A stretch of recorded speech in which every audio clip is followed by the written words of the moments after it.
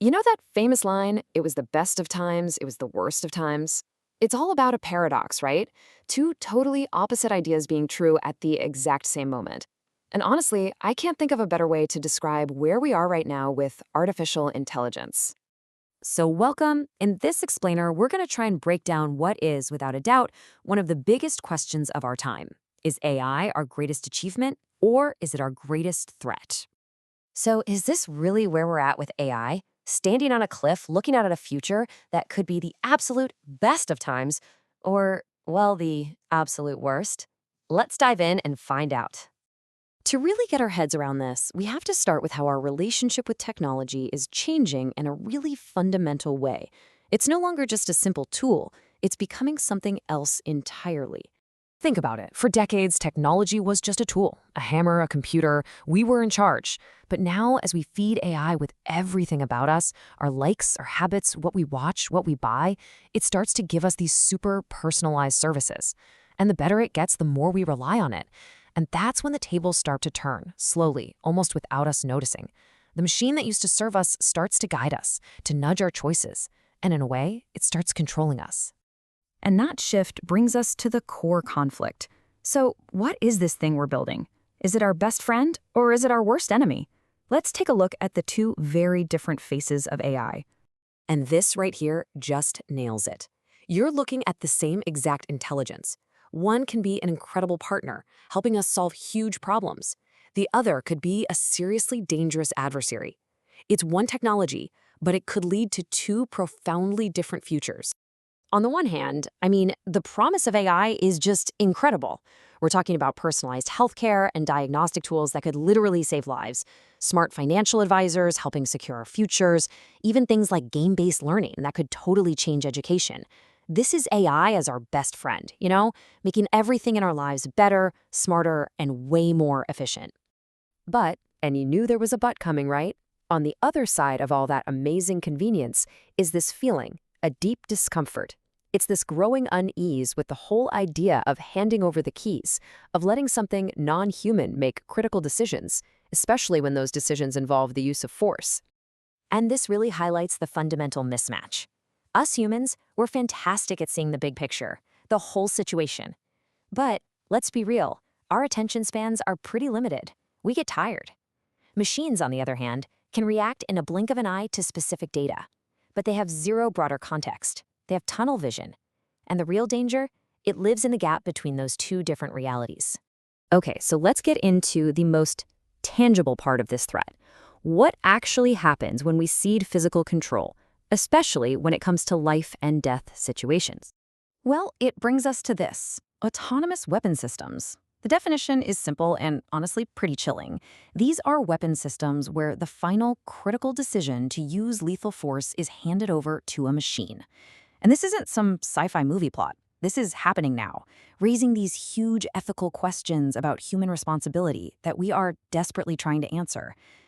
And when you mix humans and these autonomous systems, you get this cascade of problems. First, there's what's called automation bias. That's just our natural tendency to trust the machine too much, to just assume it's right. Then you get the surprises. The AI does something totally unexpected, and we're caught flat-footed, not ready to take back control. And finally, you get this moral buffer, which makes it way too easy to just pass the buck, to say, hey, the machine did it, not my fault. And if you think this is all just theory, you're wrong. We have seen these exact problems play out in the real world for years. Think about airline pilots struggling to understand why their autopilot is failing, tragic accidents with so-called autopilot systems in cars, or even those flash crashes on Wall Street caused by trading algorithms going haywire.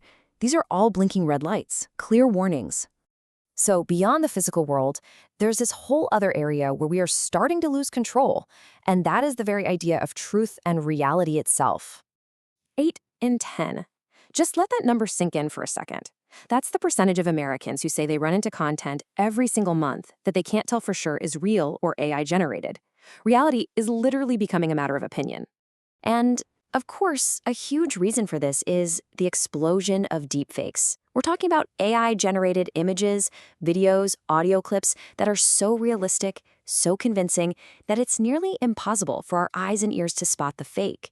This stuff isn't rare anymore, it's everywhere, and it's completely blurring the line between what's real and what's not. And the stakes could not be higher. As Avishik Karnik over at McAfee put it, in a world that's already so polarized, this kind of disinformation is like pouring gasoline on a fire. It just finds our existing biases and makes everything 10 times worse, threatening the very core of our democratic values. And this isn't just about politics or social media. No, this threat is much closer to home. It's in your pocket. Attackers can now manipulate the logic of your mobile apps while they're running. Just imagine your banking app being tricked into okaying a fraudulent payment, or a healthcare app being secretly changed to give you dangerous medical advice. The threat landscape is getting bigger, and it is getting way more personal. So, after all of that, if machines can process data faster than us, if they can learn more efficiently, if they can sense the world more accurately, it leads to a pretty profound question. What's our role in all of this? What is it that actually makes us human? And here's where we see the real difference. Machines, they're incredible processors. They can learn and remember on a scale we can't even imagine. But humans, we have what the sources describe as a life force, a soul, a raison d'être, a reason for being. And that's something you simply can't program into a machine. That's the human element, isn't it? We are all unique, we're creative, and we are wildly unpredictable. And maybe the most important thing of all, we're flawed. We're driven by emotion and attachment. But you know what? Those aren't bugs in our system. That's the feature. That's what makes us us. It's the source of our greatest art and, yeah, our biggest screw-ups. And that brings us to the final critical thought here. The paradox of AI, its ability to be our best friend or our worst enemy, is really just a reflection of the paradox inside of us. We're building this powerful thing in our own image, flaws and all. So in the end, maybe the most important question isn't what will the machines do? Maybe it's what will we, their flawed, creative, and unpredictable creators, choose to be?